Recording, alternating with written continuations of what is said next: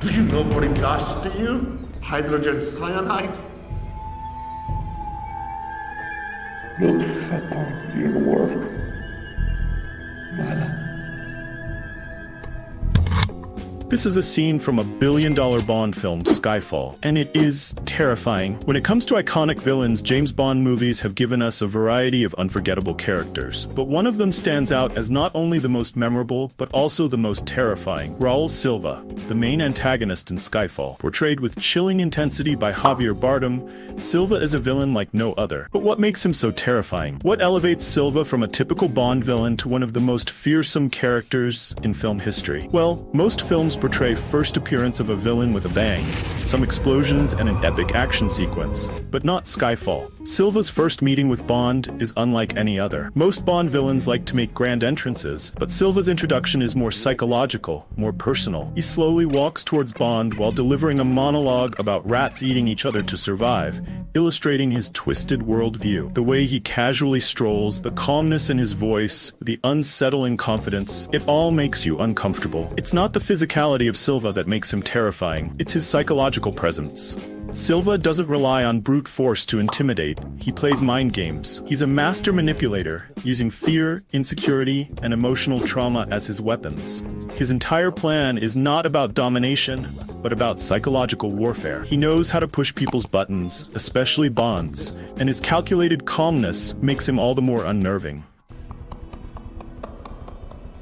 But it's not just MI6 that Silva targets. His real obsession is with M, played masterfully by Judi Dench. His relationship with M is at the core of his motivations. He sees her as a surrogate mother figure, and when she hands him over to the Chinese during a mission, he feels abandoned and betrayed in the most intimate way possible. His anger towards her is personal, and that's what makes him terrifying. Unlike most villains who have grand, impersonal schemes, Silva's entire mission is based on his emotional need for revenge. He doesn't just want M to die, he wants her to suffer, to experience fear, shame, and public disgrace. His vendetta isn't just about killing, it's about emotional destruction, and that's far more disturbing than someone who simply wants power or money. Silva's desire for revenge is personal, relentless, and twisted, making him a true psychological threat. Physically, Silva is also unnerving. His face, damaged from a failed suicide attempt using a cyanide capsule, is revealed in a harrowing scene where he removes his prosthetic mouthpiece, showing the grotesque effects of his failed attempt at escaping captivity. This physical disfigurement is a direct result of his betrayal by M, and it symbolizes the emotional and psychological scars he carries. It's a reminder of how close he came to death, and how that experience changed him forever. What makes this terrifying is that Silva is a survivor, but he didn't come out unscathed. He's deeply damaged, both physically and mentally, and that damage fuels his action. His broken, tormented psyche is reflected in his willingness to hurt others. The audience can see that Silva is a man who has nothing left to lose,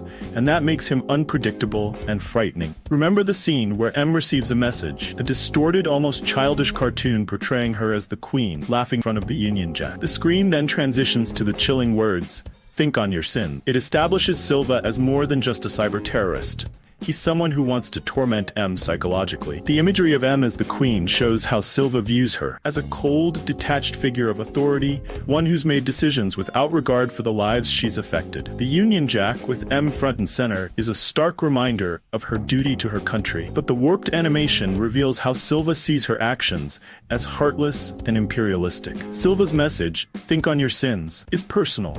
It's not just a generic threat, it's a direct accusation of betrayal. He's forcing M to reflect on her past decisions, specifically the choice to sacrifice him during his mission in Hong Kong. Silva isn't interested in merely exposing MI6's vulnerabilities. He's forcing M to confront her guilt. Do it. Do it. Only you can do it.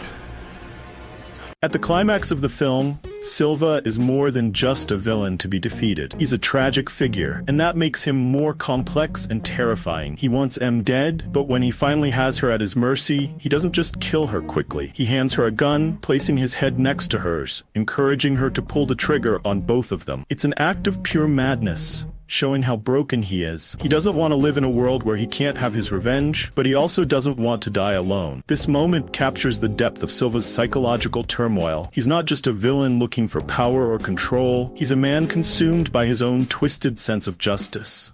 And in that moment, he becomes one of the most terrifying villains in film history, not because of his actions, but because of what he represents. The dark side of obsession, betrayal, and revenge. If you enjoyed this breakdown, hit that subscribe button for more.